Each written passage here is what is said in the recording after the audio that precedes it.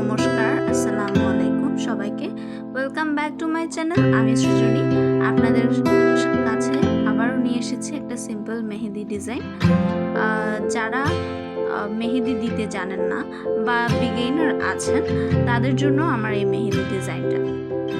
এখানে ছোট থেকে বড় সকলে এই মেহেদি ডিজাইনটা দিতে পারবেন এবং এটা খুবই সিম্পল এবং আমি খুব অল্প ডিজাইনের মধ্যে কিভাবে সুন্দর করে একটা মেহেদি করা যায় সেটাই আপনাদের কাছে তুলে ধরেছি।